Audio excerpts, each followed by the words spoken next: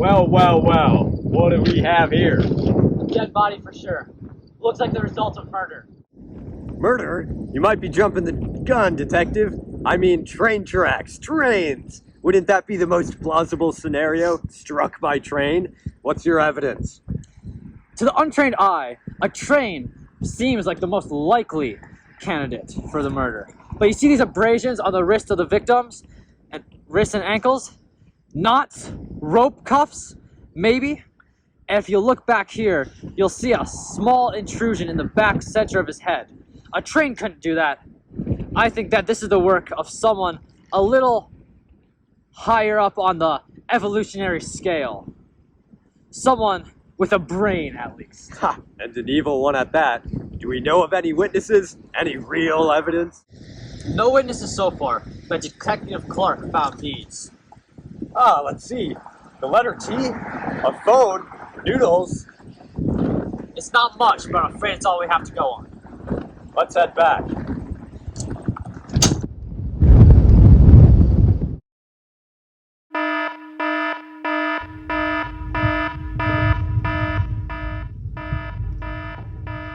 Good morning, Detective. This one was called in earlier this morning. It appears Mr. Jesper here had a bad dream that never ended.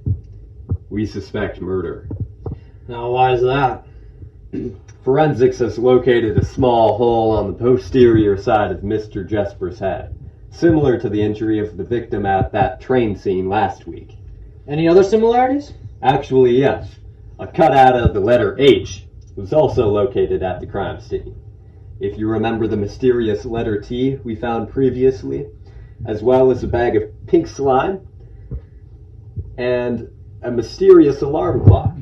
Mr. Jesper's maid noted that Mr. Jesper never used an alarm clock to wake him up. We haven't found any prints or hair yet. It looks like we've got one mindful perp on our hands. Indeed. But without more evidence, we don't have much more to do here. Let's head out. Looks like we got another victim of our serial killer on our hands. Let me guess. Boring in the head, an arbitrary object, some noodles, and a letter? Spot on. Heck, we should add you to the suspect list.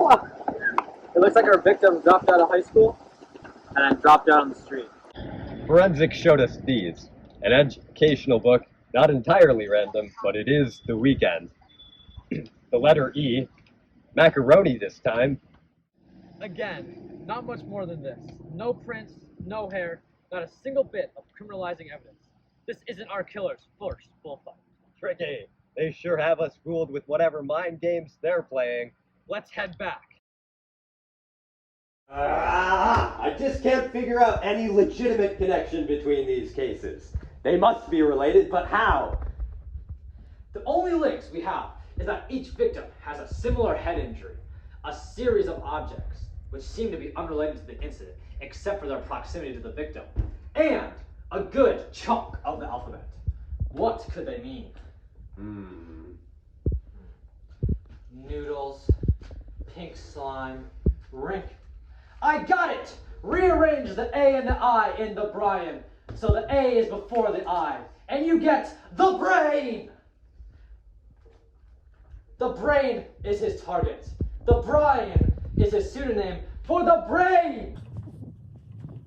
The brain! That explains the noodles and the slime and the medication.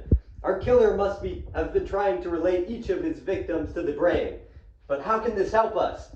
We'll need to find some viable pattern. Lucky for us, I minored in brain studies before I went to the academy. I know all about the brain, and I have a book about it around here somewhere. Brain. Oh my Let's gosh, see. there's the book. Let's see, a telephone, a ruler, graphing paper. That's it!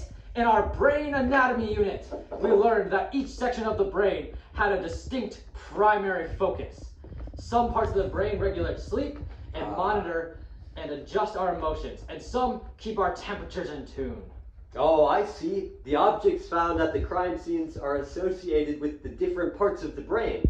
Look here. This passage says that the thalamus is responsible for communicating important information amongst the different sections of the brain.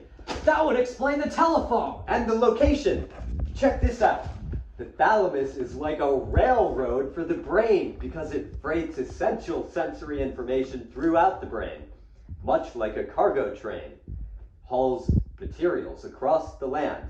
Where did we find the body? The train tracks! Precisely. You know, I thought it was weird that all the crime scenes clustered into this oval formation, but now that I look at it, it kind of looks like a brain. Oh, I see. Hey, where's the thalamus located in the brain? Somewhere on the brainstem, right? It is on the brainstem. According to the diagram, the top of the brainstem, actually. It looks like the thalamus is smack dab in the middle of the brain.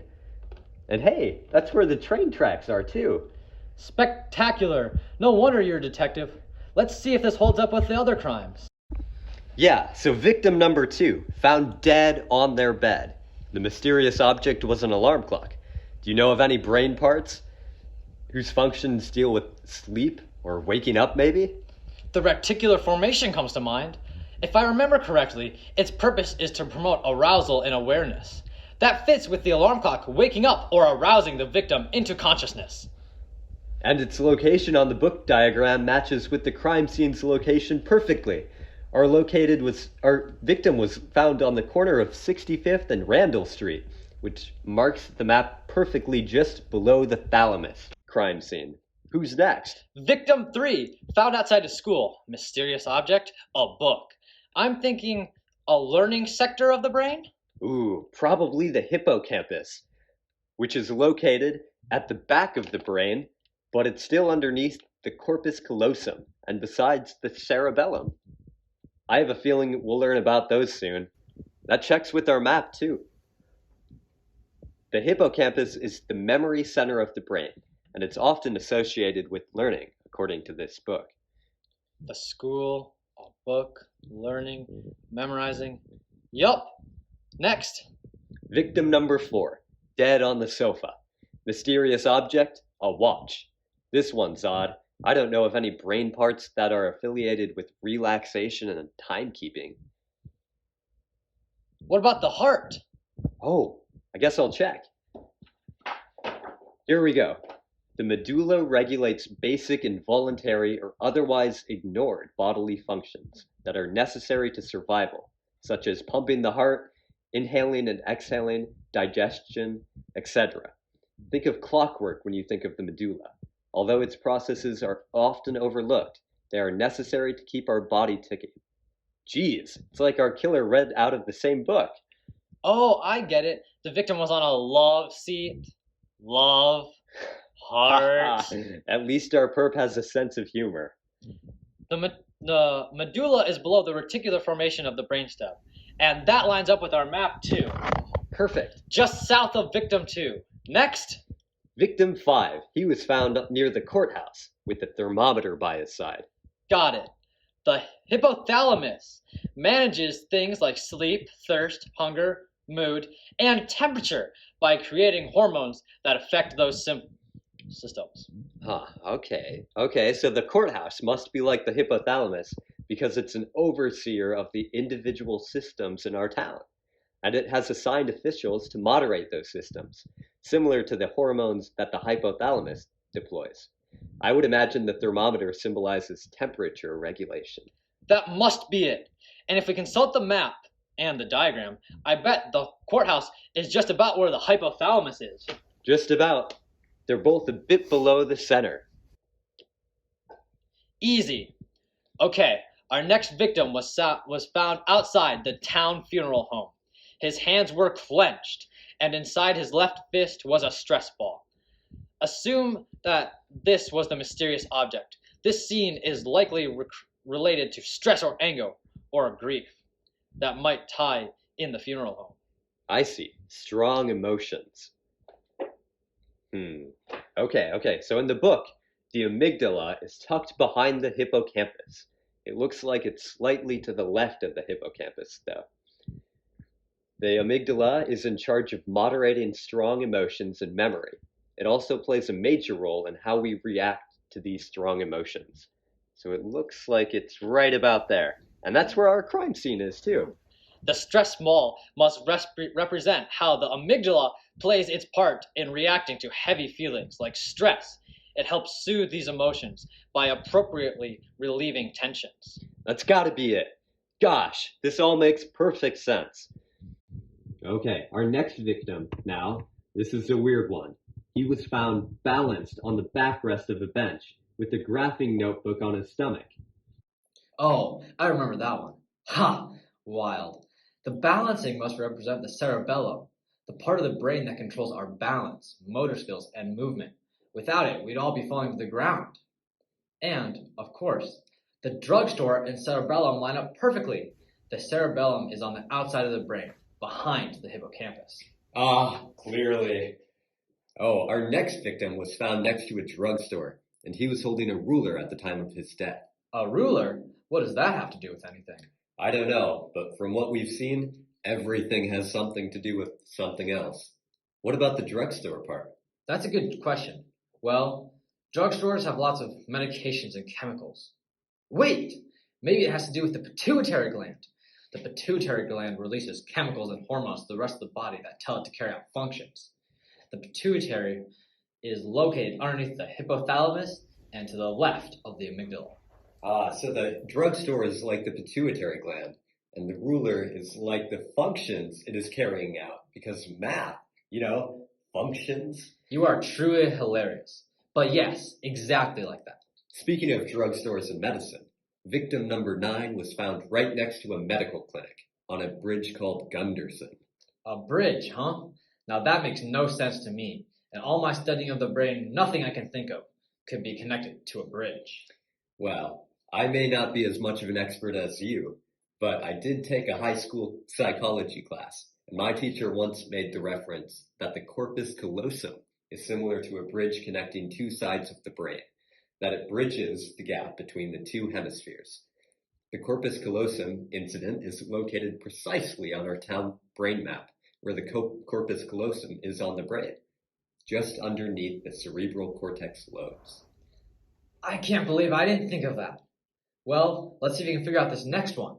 Our 10th guy was killed and discovered in front of a financial planner's office with a planner in his pocket. It could potentially be one of the cerebral cortex lobes. Now that you say that, I do remember something about that section. It could be the frontal cortex, which is used for reasoning, judgment, and planning. He could have been using the planner to plan his financial future. The frontal cortex is located in front of the brain. A calculator was found laid on top of our next victim. He was also surrounded by pieces of technology. Interesting. There's not much information to go on here. We really need to think and process this one. That's exactly it. Processing. The parietal lobe is responsible for information processing, and that would make sense with the calculator and technology surrounding him. The parietal cortex is located in the back and top of the brain, right behind the frontal cortex, and above the occipital and temporal lobes. Oh, you can get lots of information from all of those things. That makes sense. You could use the calculator and computers to process and understand numbers and information. Detective, can you show me that next piece of evidence? I'm having a hard time seeing it. Ah, I see now. A guy killed outside the eye doctors. That is exactly what this is. The occipital cortex of the brain deals with visual processing. The victim must be pointing us to the occipital part of the brain. The camera trying to get us to see what he sees. But I still feel like we are missing a piece. Wait, the cerebral cortex is split into 4 regions. We've only associated 3, the frontal, parietal, and occipital lobes. The temporal lobe is missing. What does that do? It's primarily responsible for auditory processing. If I've learned anything about this killer, it's that he likes to make a super obvious connection, and that I'll bet he will leave behind a voice recorder or something that simulates the temporal lobe's duty of processing and storing audio information. Where in town might be associated with hearing? Someplace loud, maybe. The fire station? Possibly, but I doubt they could get inside without being noticed. Loud. Oh, the bell tower! It definitely has a link to hearing. It clangs every hour. And it's out of the way enough. I doubt people will notice a dead body up there anytime soon. Plus, the bell tower is approximately where the temporal lobe would be, below the frontal lobe and to the left of the occipital lobe. Well, if we hurry, maybe there won't have to be a dead body. Come on, let's go!